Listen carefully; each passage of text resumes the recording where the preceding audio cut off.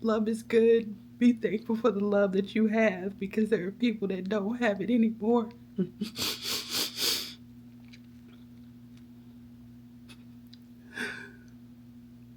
Please be grateful for your loved one. Love them. Kiss them. Kiss them deeply. Do all the things that you don't get to do. Don't do the pecks. Do the real good kisses. Love that person. Love them. Because one day you may wake up and not have the love that you think that you have, that you had. Love them, y'all. Love your people. Hold them tight. Go tongue kiss your man. Love them. Give them love.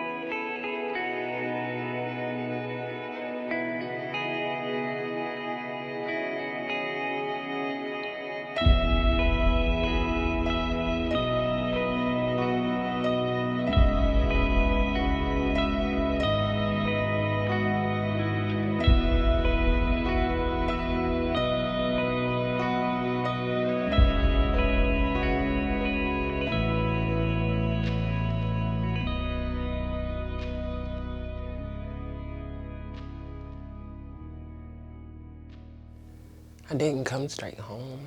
I went for the first time in 22 years. I went to go eat with my parents. Like, they've been, you know, like divorced and separated and all that.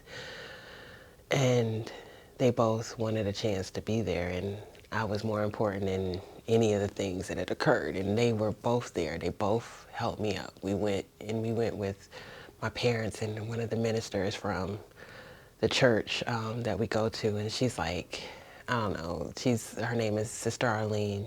She's a minister. She's my sister, my cousin, my friend. She's all the things you need her to be, and she went with us, and she was just like the will that held us all together.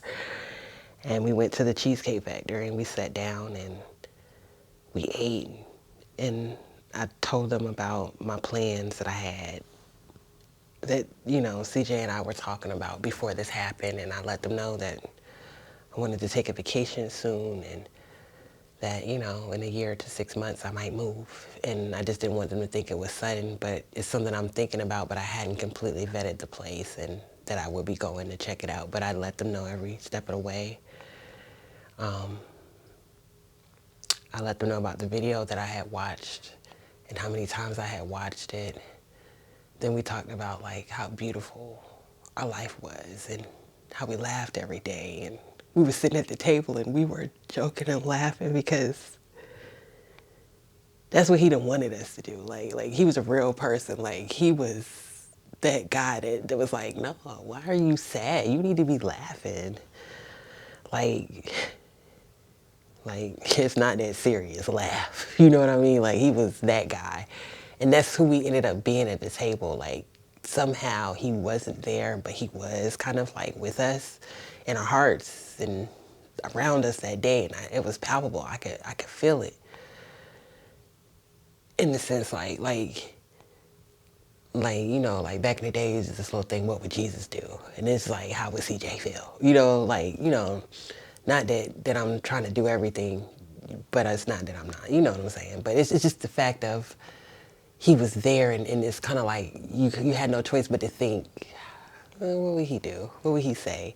Because he just had this weird way of bringing the weirdest people together. People you think would never go together. Now they be going together because, you know, they was touched by CJ. Like, just that. And that's what we did. We sat at the table, and we were there for like 2, maybe 3 hours. But then we looked at the clock, it was like an hour and a half. But it was like, it felt like 3 hours of just sitting at the table. We wasn't there for 3 hours. We were there for literally maybe an hour, maybe an hour and a half. And then after that, I just told people I just needed a moment to feel like what it would feel like to come home. But before coming home, I went to the park and I was there for like an hour, maybe an hour and a half too.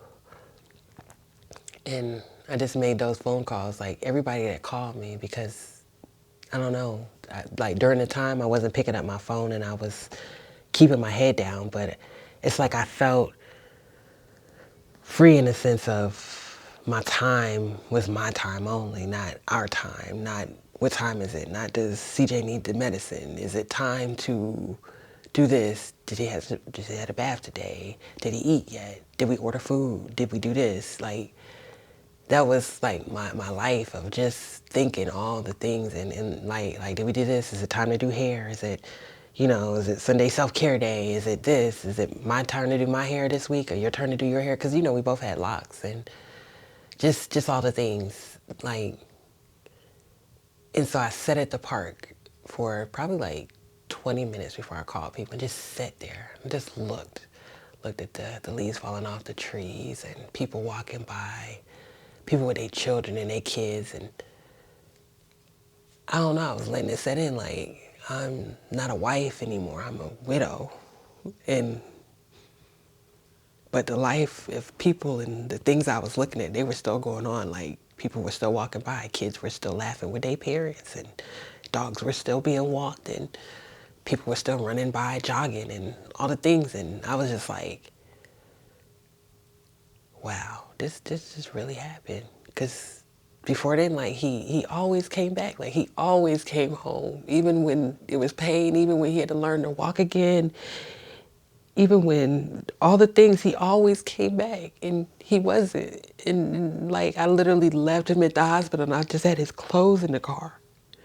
They was in the car on the floor and in the bags that they put them in. And I was just sitting there at the park, like outside at the bench. And I was just thinking about all these things. And I don't know. I just picked up my phone and I started calling the people that had called me. And people was like, oh, hey, you're calling me back. I didn't expect, And I was like, hey, how you doing? People was like, what? Are you okay? And I'm like, not really, but I am here. And then I started talking about his life. And then I realized I kept talking about his life. And like, I just wanted to hear every story. I wanted to collect everything because he was a person that collected testimonies of people that we met on a regular basis every day. Like, that was his, like, if we could say that was his jam, that was his jam. Like, he would chase down a testimony down the street, and he felt like if he had an exchange with the person and they exchanged testimonies, like that was just the thing. Like he had done his purpose and what God sent him to do, and that was it. And so like, I don't know, it just became overwhelming. I just wanted to hear every story from every person, and people that was reaching out on Facebook. I started calling some of those people back. I started liking the pictures. I actually got back on social media for a quick second, and I just started wanting to chase down those pictures. And then I sat in the park. I called another person and then another person and another person. I might have talked to like 5, 6 people. And then I was like, okay. Talking to somebody on the phone and they're like, yeah, Shell, you got to get it together. You got to go home. You can't keep sitting in the park. You do live somewhere. You got to go home. You can't keep running from the restaurant to the park to another park to another park. You need to go home and you just need to sit in your house. You need to see what it feels like, and you got to see if that's what you can do, or you gotta, you can't keep sitting in the park. So I came home, and then I just sat here on the couch for 20 minutes, and then I told the dog. Do I think he understood that day? No.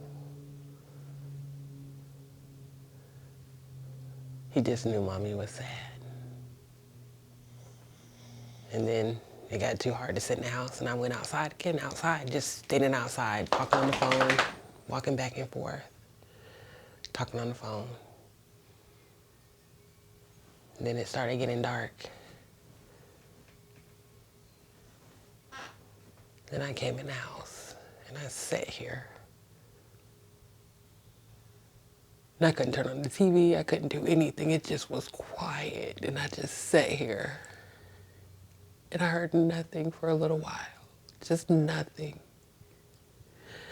It's like the nothing was so loud. You know how like you can hear your heartbeat, you know, like it's just weird. You hear your own heart beating through your body, through your own ears. Like that's how quiet it felt in my house. Like it just was nothing. And then it's like I started to process, like I would never see him physically again. Like I wouldn't have any handhelds or any of that stuff. Like I was just,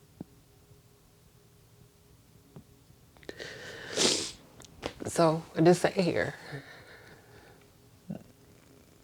And somehow I made it through that night.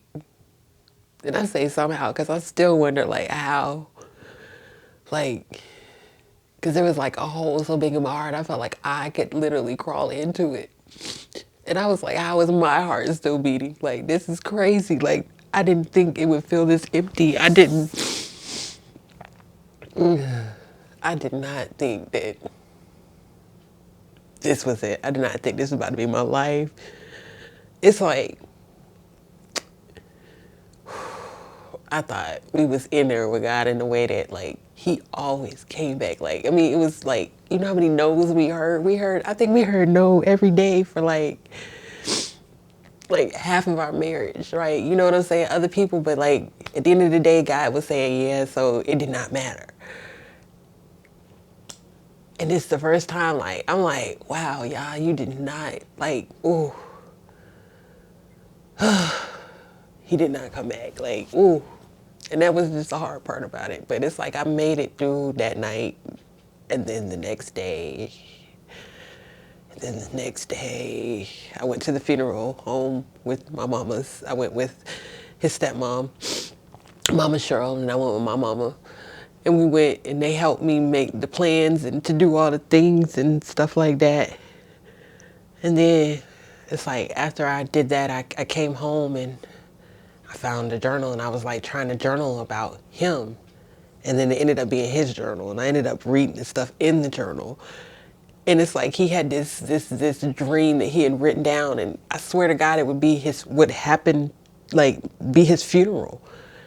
But he was talking about people laughing. He was talking about being at Christ Family Church. And he was talking about like Lady Mia, which was the first lady of the church. And then he was talking about her sister, Michelle, and just laughing. And she's a minister at the church too. And they're sisters. And he was just talking about people laughing and just at CFC being a good place. And I had to call and I had to ask if they would do the services because we hadn't gone there while I was caregiving because he really couldn't go a lot of places. He couldn't do a lot of things. Like we were kind of in this house.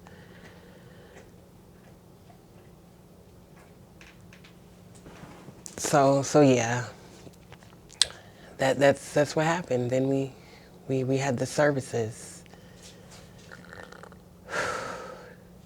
And they were just as his journal said, like for real. Like you could read the journal for what it said. And he had a dream. And the dream was 11 months from the date that he ended up passing. I think it was like 12, 18, 22 was when he had that dream. And he was doing that. And so it's crazy that it ended up being just as it was. And that we ended up laughing because he was a funny guy and they got up and somebody ended up talking about Slim and then we laughed until the end and that's just how he would have wanted it and everything just kind of came together from that point. I would say that it's the stories. I feel like when I was growing up, I've had a lot of older people as my friends and meaning my grandmother was like one of my first best friends in my life. She was older and she would talk about all of her friends that had passed. She was getting older and all her friends were dying. And she'd be that woman and she'd be like, such and such did this and then they did this and they lived their life like this and they were doing this and then this happened and when we was younger. And she'd always talk about her friends and all the things that they did and the trips that they took and how they grew up and Snooky down the street and then we worked here and she just spent her life to me talking about all of just what I would say dead people.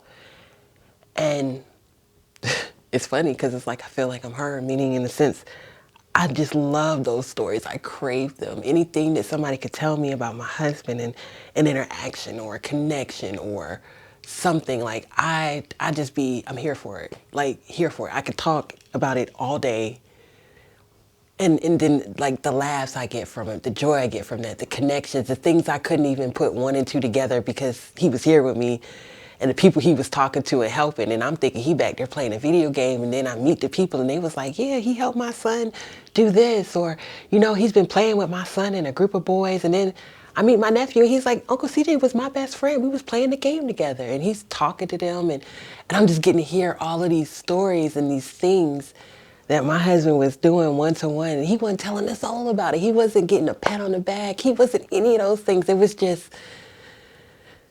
just a true testimony of really a great life lived. And every time I hear what I call a CJ story or a Slim story or a Chuck story or a Charles story or a Mr. Walker the Second story or a Bruce Leon story, because he had all the names. But it's like, it gives me joy. I mean, like a joy that surpasses peace and all the things. And I mean, a good old belly laugh. But like, I don't know, it's inspiring. It's all the things. Sometimes I cry. Sometimes, I don't know, sometimes I just literally fall asleep laughing, just thinking about him. Like it's those thoughts, those memories, those little things that I can put in my little basket of things that I carry around in life or a toolbox or whatever. And I got those little things, and because I had that life and I know I was loved and he was loved and he loved me and we laughed every day together, even until the last day, like that's my joy. Like that's what I hold on to. That's what gets me through the moments when I can't stop crying or the moments when I'm like, Lord, what now? What do I do? Just, it allows me to be present. It can kind of ground me in life when I can just think about his life and how well it was lived and what he did and how much it mattered.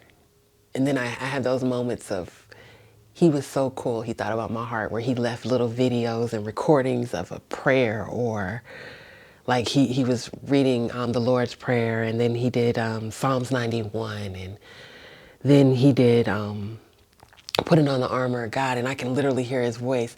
Then I'm looking at my phone and it's random messages there of where he was just sitting in the back and he was on the video game with some of his friends, and I could just hear him laughing and making all the voices, because he was a boisterous man and he could do the voices, and he had a hearty laugh and it just kind of like filled the house. And when I feel like the house is too quiet, I can literally just press play on a video that he left me or an audio recording that he left me, and I can hear his voice, or I can hear him laugh, or I can hear him talking junk to somebody on the game. And boy, did they talked a lot of junk to each other, like all of them. Or I can hear him wishing somebody a happy birthday. Yeah, that's what I'm doing. And or like for example, there was this one video where he was holding his niece, and he was like, "Go get the camera," and I was like, "What? He never wants a camera." So I put the camera up, and he's holding her, and then me and his sister go in the back. So we have no idea what he's saying to the baby, what he's doing. He starts singing to the baby, and it's the same song that they sung at his funeral. My hallelujah belongs to him. My hallelujah belongs to you.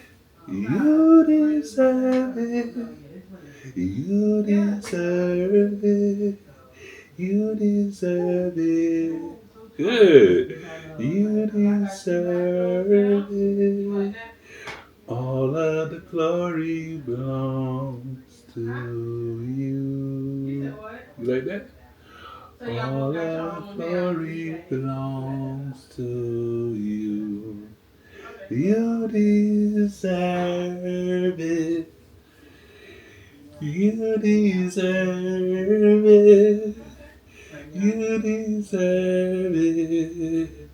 You deserve it. You like that? You like that? You're you, baby. You're going to be a smart girl. You're going to be a fearless warrior and a leader. People are going to follow you. So you must teach them the right thing, the right way to go. Okay? Always be good. Be good. singing this to the baby, and he's like, you deserve it. You deserve it. He's rocking her and he's holding her back and forth, and it's just crazy. Like, he's really talking to this kid like she can understand it. I mean, full-fledged conversation and everything, and it's so cute. She just looking in his face, and they're really having these intimate moments, and then me and Elaine come from the back. We had no idea any of that happened, but it's just like God loved him so much that he looked after him. He gave him the desires of his heart. Like, he gave him the funeral that he wrote about. He gave him the songs that he loved sung at his funeral. People wondered how I was standing up at the funeral, why I was rocking back and forth, because they knew my husband so much. They did everything perfect. Like, they knew him. We were baptized in that church together. And we had great moments. I even have the service, in little parts of the service that I listened to, where people were talking about who he was and what he did and just that. And I watch those too. Any chance I get, I want a story. I want to see Jay's story, and I want to see how his life touched somebody else's life, or why this is happening, and all of that. And that's what's giving me joy right now. That's all that's giving me joy right now. Because this life matters.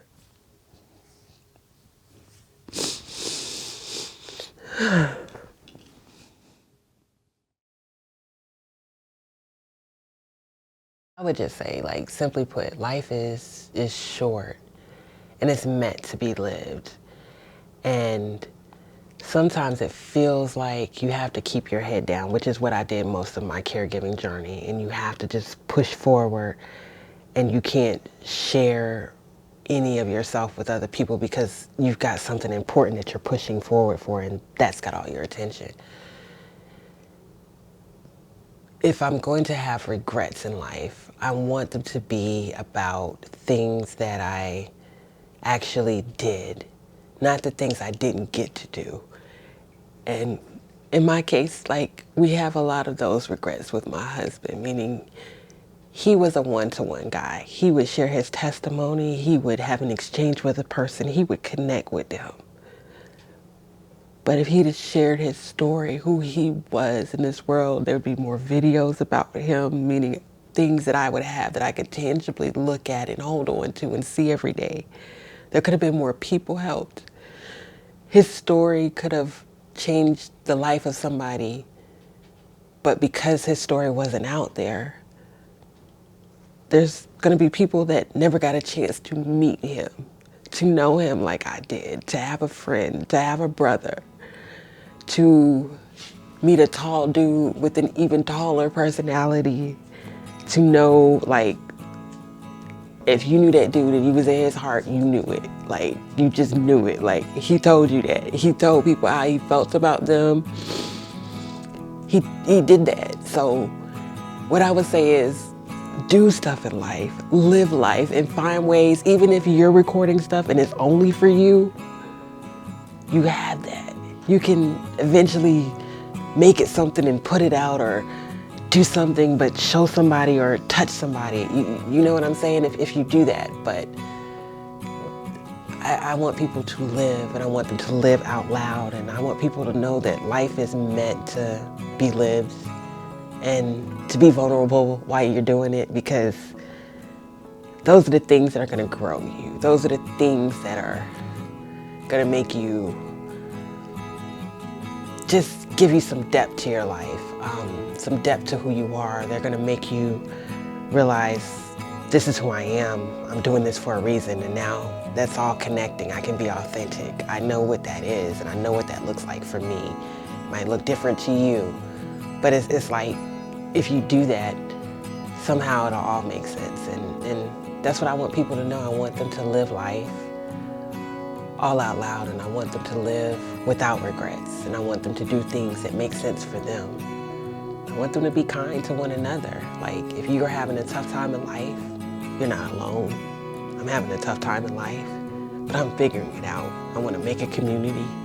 I want to be able to talk to people about real things. Like, example, death. Like, if you can embrace what the gift I had in his life, you can embrace his death, but you can also maybe kind of get a catalyst to live your life, if you feel what I'm saying. Meaning, just don't hold back. Just live out loud. Let go. Be free.